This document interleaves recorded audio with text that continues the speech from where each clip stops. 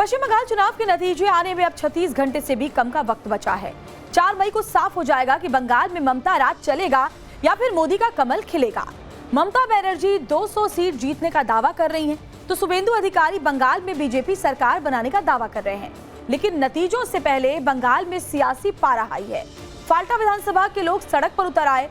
इन लोगों का आरोप है कि टीएमसी नेता धमकी दे रहे हैं और मारपीट कर रहे हैं। वहीं काउंटिंग सेंटर्स पर केंद्रीय और पीएसयू कर्मचारियों की तैनाती को लेकर ममता बनर्जी को करारा झटका लगा है। सुप्रीम कोर्ट ने टीएमसी की आपत्ति को खारिज कर दिया। इस बीच आज 2 सीटों के 15 बूथों पर रिपोलिंग हुई। बंगाल की पल पल की सियासी हलचल पर हमारी स्पेशल रिपोर्ट देखिए आप। ये हताशा निराशा के चरम स्थिति पे पहुंच गए ममता बनर्जी। ईवीएम मशीन को लूट करने के लिए, अगर काउंटिंग लूट करने के लिए कोई कोशिश करे तो हम जिंदगी मौत एक करके हम लड़ेंगे। बंगाल में चेंज हो रहा है, सबको पता चलेगा। आंकड़ा क्या होगा, कैसे होगा, वो तो 4 तारीख को आ जाएगा दोपहर तक। अनर्गल निराधार आरोपों को मुद्दा बनाकर सर्वोच्च न्यायालय जाने का प्रयास किया, ये भी उनकी चिर परिचित छटपटाहट और बौखलाहट का ही एक प्रमाण है कि स्टेट गवर्नमेंट का जो कर्मचारी है उसको बाद रखा जा रहा है, तो सुप्रीम कोर्ट ने हमारा ये नहीं माना। काउंटडाउन शुरू है, बस कल का दिन और फिर ये साफ हो जाएगा कि बंगाल में फिर से ममता राज या पहली बार कमल खिलेगा। कोलकाता में कौन राज करेगा? नतीजों से पहले कोलकाता सियासत का सबसे बड़ा एपिसेंटर बना हुआ है।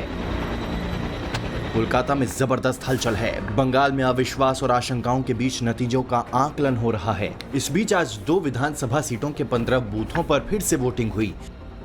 वहीं असली जंग अब स्ट्रांग रूम की सुरक्षा और काउंटिंग टेबल के वर्चस्व पर शिफ्ट हो गई है। सुप्रीम कोर्ट से आज ममता बनर्जी को बड़ा झटका लगा।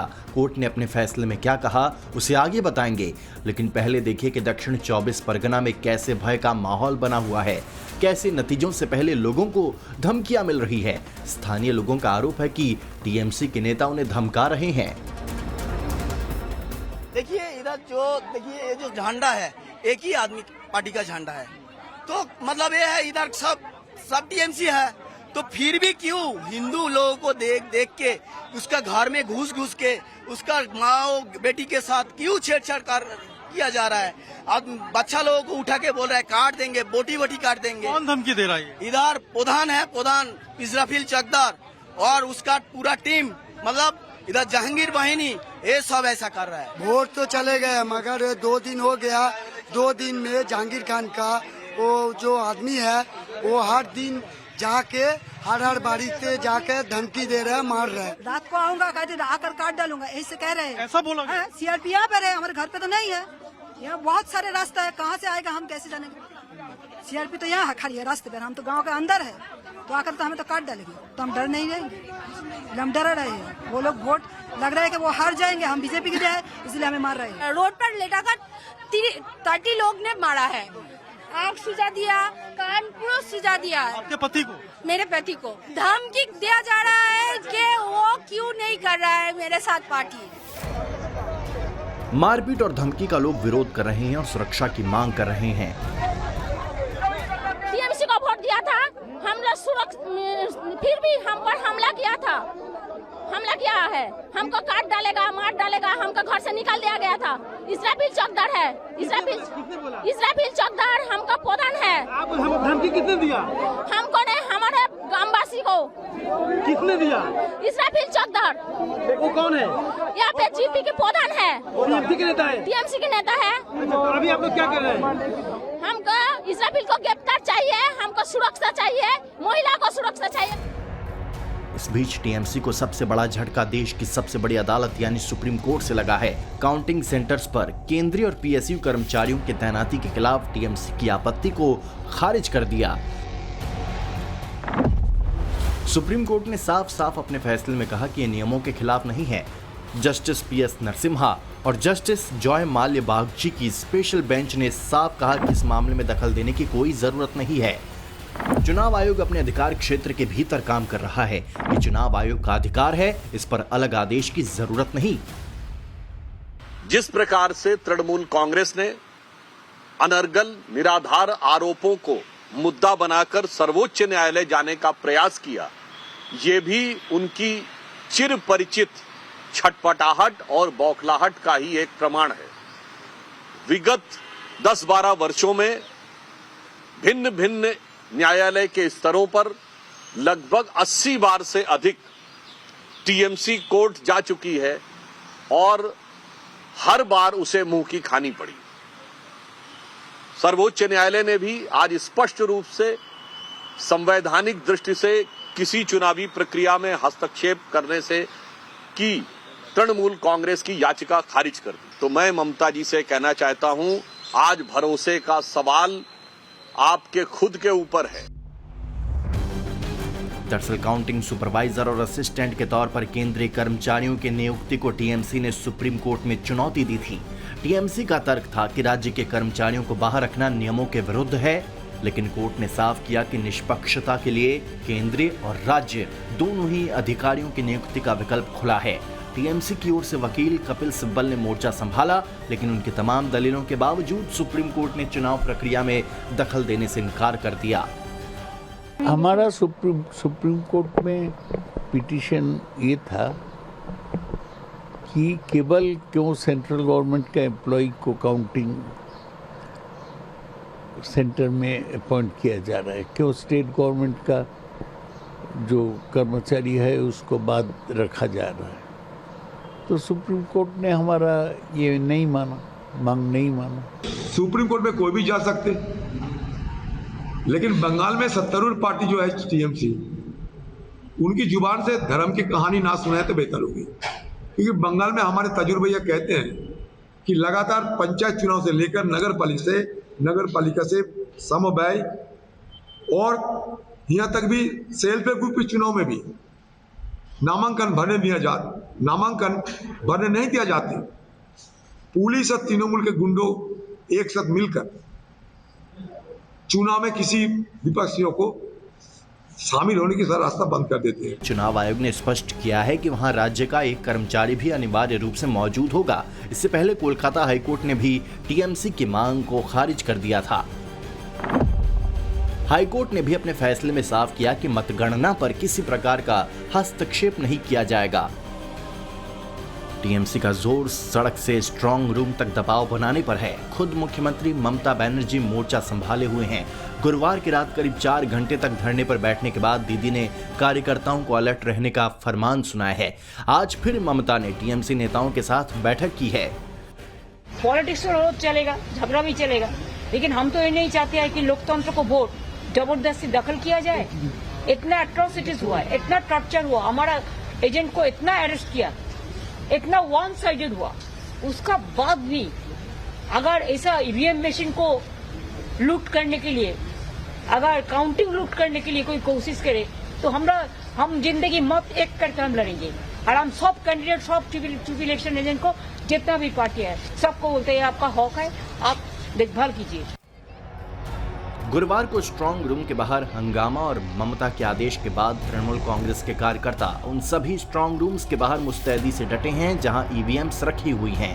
हालांकि इलेक्शन कमीशन ने तृणमूल कांग्रेस के सारे आरोपों का जवाब दे दिया।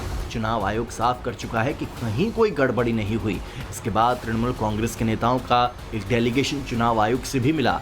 शुभेंदु अधिकारी ने ममता बनर्जी पर पॉलिटिकल ड्रामा करने का आरोप लगाया और दावा किया कि इस बार बंग भूमि में कमल खिलना तय है। एक तो देखिए, प्रत्याशी के नाते जाना कोई ऑब्जेक्शनेबल काम नहीं है। जो ड्रामा कर रहा है वो ठीक नहीं है। क्या प्लानिंग था वहाँ धरना प्रदर्शन करके बंगाल में जो जनता ने जो अपने राय दे दिया, वो राय को चेंज करना है, ये की क्या है उनका, ये ठीक नहीं है। वो तो सुनने वाला नहीं है, हारने वाला है। करने दीजिए, 2-3 दिन और करेगा। बंगाल में चेंज हो रहा है, सबको पता चल गया। आंकड़ा क्या होगा, कैसे होगा, वो तो 4 तारीख को आ जाएगा दोपहर तक। लेकिन चेंज हो गया, ये तो सबको पता है। नया सरकार आया है, बीजेपी सरकार आ रहा है। ये हताशा, निराशा के चरम स्थिति पे पहुंच गए ममता बनर्जी। अब स्ट्रांग रूम में जाके स्ट्रीट ड्रामा करना केवल अपने कार्यकर्ताओं को थोड़ा सा मोटिवेट करने के लिए कि कम से कम काउंटिंग तो हॉल में जाएं, नहीं तो निकलने वाले नहीं, ये स्थिति है। और एग्जिट पोल और लोगों का जो वोटिंग करने का ट्रेंड रहा ना, उससे साफ पता चल गया कि उनका जाने का समय आ गया है। टीएमसी बार बार सवाल उठा रही है, कभी स्ट्रांग रूम में ईवीएम से छेड़खानी का आरोप तो कभी सीसीटीवी फुटेज का मुद्दा उठाया जा रहा है।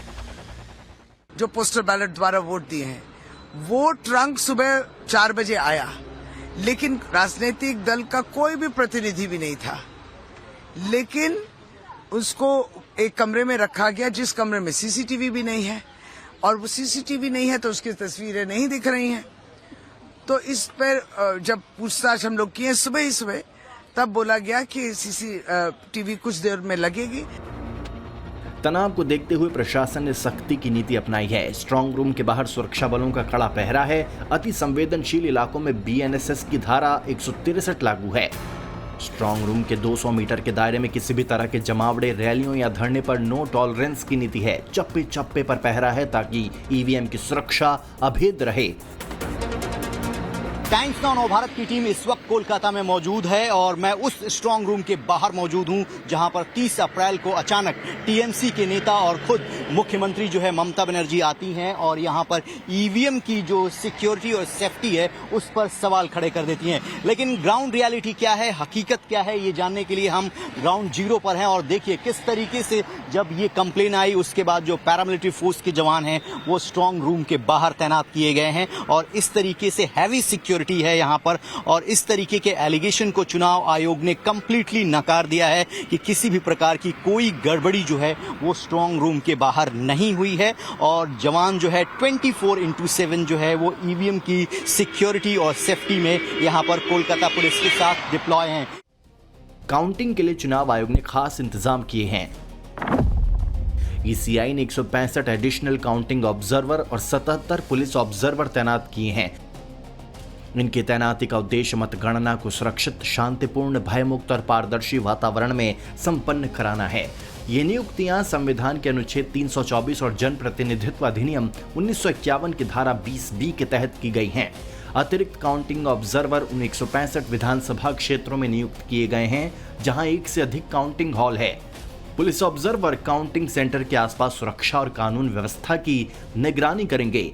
रिटर्निंग ऑफिसर द्वारा ईसीआई नेट के जरिए सभी संबंधित लोगों के लिए पहचान पत्र जारी किए जाएंगे। काउंटिंग सेंटर में प्रवेश केवल क्यूआर कोड आधारित फोटो आईडी के आधार पर ही होगा। काउंटिंग हॉल के अंदर मोबाइल फोन ले जाने की अनुमति केवल काउंटिंग ऑब्जर्वर और रिटर्निंग ऑफिसर को होगी।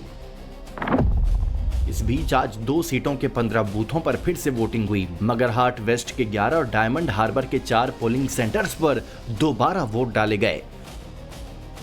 कुछ बूथ पर ईवीएम से छेड़छाड़ के आरोप हैं। कुछ जगह ईवीएम में गड़बड़ी की शिकायत मिली। चुनाव आयोग को 77 पोलिंग सेंटर्स पर रीपोल कराने की रिक्वेस्ट मिली थी। इलेक्शन ऑब्जर्वर्स की रिपोर्ट आने के बाद चुनाव आयोग ने साउथ परगना जिले की मगरहाट वेस्ट और डायमंड हार्बर सीटों के 15 मतदान केंद्रों पर फिर से मतदान कराने का आदेश दिया।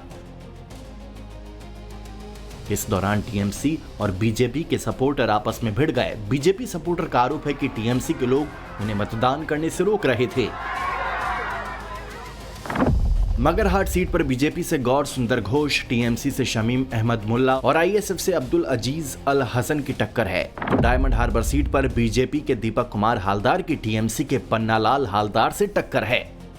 ये तो बराबर जब से मैं चुनाव देख रहा हूँ कुछ सीट पे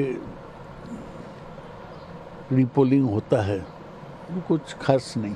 हमारा शक होता है कि काउंटिंग सेंटर के अंदर स्ट्रांग रूम के पास बाहर के लोग आ जाते हैं, बीजेपी के लोग आ जाते हैं। हम तो चाहते हैं कि हर तरफ का होशियारी पालन किया जाए, वो नहीं हो रहा है। बंगाल के रण में ममता बनर्जी के पुराने सियासी दांव इस बार बेअसर होते दिख रहे हैं। पहले एग्जिट पोल के नतीजे, फिर अदालती मोर्चे पर मिली नाकामी और प्रशासन की सख्ती से टीएमसी की चुनावी चाल कामयाब होती नहीं दिख रही है। ऐसे में अब सबकी नजर 4 मई को आने वाले नतीजों पर टिकी है, जो बंगाल की दिशा और दशा तय करने के साथ साथ ममता के राजनीतिक भविष्य को भी तय करेंगे। Bureau report, times now Navbharat.